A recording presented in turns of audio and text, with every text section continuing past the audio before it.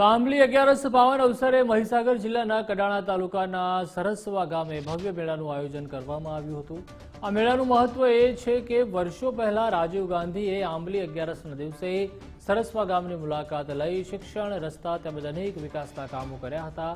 તે વખતથી દર વર્ષે આંબલી 11ના દિવસે નીલકંઠ મહાદેવ મંદિરમાં રાજીવ ગાંધીનો ફોટો મૂકી તેમની પૂજા અર્ચના કરી આ મેળાને ઉજવવામાં આવે છે।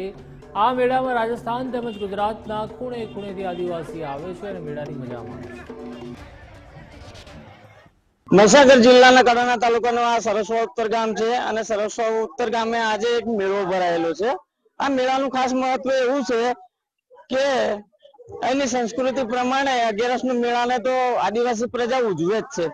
રોડ, રસ્તા, પાણી, વીજળી અને શિક્ષણ ખાસ કરીને તો અહીંયા દૂર દૂર તક કોઈ રસ્તાના રોડ નહોતું કે વીજળી નથી યા તો શિક્ષણ નહોતું।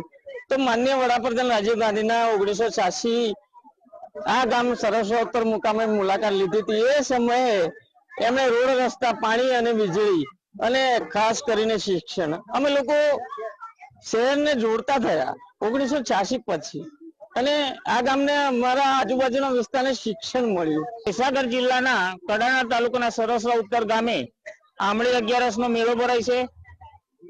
તારીખ 23/3/1986 ના રોજ સરસવા ઉત્તર મુકામે રાજીવ ગાંધી અકાળગ્રસ્ત ગામની મુલાકાત લીધી હતી અને એ દિવસથી અહીંયા 8 દિવસ સુધી આંબલી 11નો મેળો ભરાય છે। અહીંયા પાછળ જે મંદિર દેખાય છે તે નીલકંઠ મહાદેવનું મંદિર છે। એ નીલકંઠ મહાદેવની મંદિરની અંદર મૂર્તિની જોડે જોડે સ્વર્ગસ્થ રાજીવ ગાંધીની મૂર્તિ પણ મૂકવામાં આવેલી છે અને એ 8 દિવસ સુધી મૂર્તિ અને રાજીવ ગાંધી બંનેની પૂજા અર્ચના કરવામાં આવે છે। આ મેળો એ આદિવાસીઓની સંસ્કૃતિનો મેળો છે। 1986 ના રોજ સૌ રાજીવ ગાંધી આ સરસવા ઉત્તર મુકામે પધારેલ હતા। એ વખતે દુષ્કાળ હતો। પાણી અને અનાજની બહુ તંગી હતી। આ દિવસે રાજીવ ગાંધી આ સરસવા ઉત્તર મુકામે આવેલ હતા અને તે દિવસથી આ મેળો આદિવાસીઓના મેળા તરીકે ઓળખાય છે।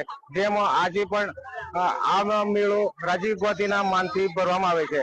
ઉત્તર સરસવાના ગામે આ નીલકંઠેશ્વર મહાદેવનો આંબલી 11ના દિવસે આ મેળો ભરાય છે અને આંબલી 11નું આ ક્ષત્રિયો અને તમામ સર્વ સમાજને આ બધોને આ તહેવાર ઉજવે છે।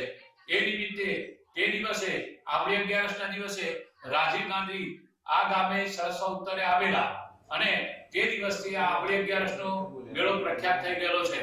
તેને દુકાનો મોટા પાયે બનાવે છે અને અહીંયા નીલકંઠેશ્વરમાં દુકાનો અને સમાજ બધા ટોટલી રાજસ્થાન અને ગુજરાતના માણસો એકઠા થાય છે। સરહદ ઉપર આવેલું હોવાના કારણે અહીં રાજસ્થાનના માણસો પણ એકઠા થાય છે, ગુજરાતના પણ થાય છે અને આ નિમિત્તે નીલકંઠેશ્વર મહાદેવના મંદિરના દર્શન કરે છે અને લોકો આ નિમિત્તે આંબલી 11ના મેળાને વર્ષો વર્ષ પરંપરાગતથી ચાલુ રાખેલો છે।